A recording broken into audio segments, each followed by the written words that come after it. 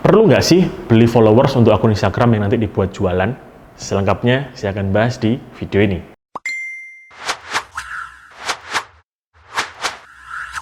Oke, halo, balik lagi saya Bram, dan di video ini saya akan bahas perlu nggak sih beli follower untuk teman-teman yang nanti mau berbisnis di Instagram, mau jualan di Instagram. Oke, mungkin alasan terbesarnya kenapa kita atau kenapa teman-teman mau memutuskan untuk beli followers itu adalah ya kan nanti itu biar bisa menaikkan social proof, ya kan nanti itu kan biar customer lebih percaya karena follower kita banyak mas gitu ya. Misalkan seperti itu.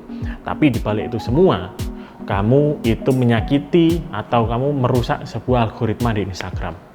Maksudnya gimana? Jadi di Instagram itu kan ada algoritma yang fungsinya adalah membuat user-user Instagramnya, pengguna-pengguna Instagramnya, termasuk kita-kita ini yang pakai Instagram, itu biar betah untuk buka Instagram terus, ya. Nah, kalau misalkan dulu, mungkin 3 tahun yang lalu di bawah 2017 ke bawah gitu ya. Nah, di bawah 2017 ke bawah itu biasanya kalau dulu itu Instagram postingan pertama ketika kita buka timeline, postingan yang paling atas itu adalah postingan yang barusan diupload. Ya, postingan yang barusan diupload. Kalau sekarang nggak begitu, postingan yang paling atas adalah postingan yang paling banyak interaksinya.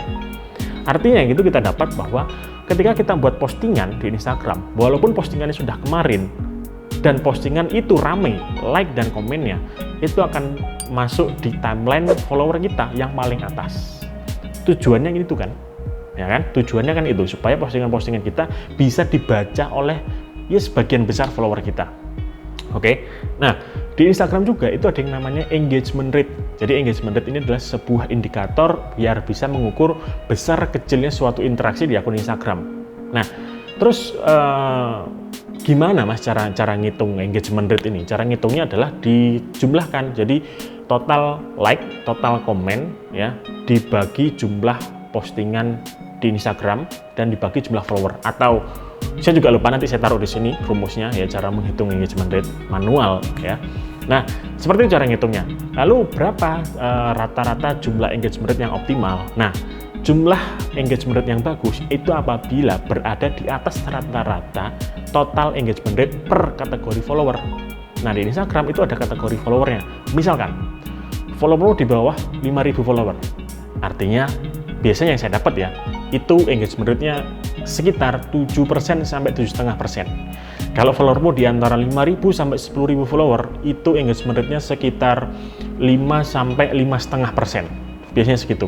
Itu rata-rata. Jadi, kalau misalkan hasilmu di atas rata-rata, ya bagus. Berarti followermu aktif semua, ya, followermu aktif semua. Oke. Nah, harapan kita ya, kita akan mendapatkan follower-follower yang aktif, yang nanti bisa berinteraksi di akun Instagram kita, yang bisa berinteraksi di setiap kita posting, ya kan? Yang harapannya nanti follower yang belum lihat postingan itu bisa lihat, bisa postingan kita paling atas di timeline mereka. Tapi kalau misalkan kamu beli followers, berarti kan followernya pasif, ya. Jadi kalau misalkan rata-rata di setiap follower 10.000 itu likes-nya biasanya ya, saya tahu ya, biasanya antara sekitar 700-an lah, yaitu rata-rata sekitar segitu. Kalau di atas itu ya lebih bagus ya, sekitar 600 sampai 700 udah bagus lah ya, minimal segitulah. Nah, kalau misalkan kamu beli followers, boro-boro kamu mendapatkan like sampai 700, boro-boro kamu mendapatkan komen misalkan sampai 30, nggak akan bisa, karena followermu beli, karena followermu pasif. Dan kalau misalkan kamu cuma beli followers doang, ya postinganmu nggak akan muncul ke orang-orang yang seharusnya itu bisa muncul di timeline mereka, tapi terhambat sama yang namanya engagement rate ya. Nah, intinya adalah kalau yang saya sarankan ya, solusinya buat teman-teman yang jualan nih, yang berbisnis di Instagram, jangan pernah beli followers ya, jangan pernah beli followers. Saya sudah sering ngomong ke follower saya ya di Instagram, kalau mau berbisnis jangan pernah beli followers. Kenapa jangan pernah beli followers? Karena itu nanti bisa merusak engagement rate-mu ya, dan nanti postinganmu nggak akan muncul ke timeline mereka. Bagus-bagus lagi postinganmu nggak akan muncul ke tab explore, ya kan? Bayangkan followermu real 10.000 ya, lalu followermu semua aktif ya, 10.000 itu aktif semua, follower real semua. Lalu berikutnya kamu posting, dalam 1 jam pertama ternyata postinganmu sudah like-nya mencapai 1.000 ya, like-mu mencapai 1.000. Nah, selain postinganmu itu nanti akan dimunculkan ke timeline-nya followermu, ya, itu akan bisa didorong sama Instagram. Postinganmu akan muncul ke explore-nya orang-orang yang belum follow kamu tapi berminat di niche-mu, ya. Jadi contoh misalkan kamu sekarang jualan tentang makanan, ya. Kamu sering nge-share konten-konten makanan dan nanti kamu jualan makananmu sendiri. Suatu saat kamu posting jebret makananmu, gitu ya. Lalu muncul di paling atas timeline followermu. Oke, mereka pada nge-like semua, mereka pada komen semua, kontennya bagus, kontennya seru, ya. Lalu nanti konten itu sama Instagram akan ditaruh di tab explore, akan muncul di explore-nya orang-orang yang memang minatnya ke kuliner semua, yang memang sukanya nyari konten-konten tentang makanan atau minuman, yang belum follow kamu tentunya. Setelah mereka ngelihat kontenmu di explore, ya, kontenmu bagus, nggak akan sungkan kok mereka akhirnya follow kamu. Loh, kan akhirnya dapat follower baru kan dari situ. Jadi berpikirnya itu yang panjang, jangan cuma aku pengen beli followers nanti biar customerku percaya. Ya kalau kamu main short term doang, ya nggak apa-apa kamu mikirnya kayak gitu. Tapi kalau kamu membangun brand di Instagram, kamu mau jualanmu jangka panjang, ya wes nggak usah pakai yang namanya beli followers, ya. Mending kamu dari nol aja, ya, pakai caranya paid promote, gimana caranya endorse, gimana caranya bikin postingan yang bernilai, ya, gimana cara postingan yang bermanfaat, gimana caranya bikin postingan yang bisa menarik interaksi tinggi, ya kan, seperti itu. Jadi solusi ketika kita mau beli followers untuk menaikkan trust di Instagram itu menurut saya nonsen banget, ya.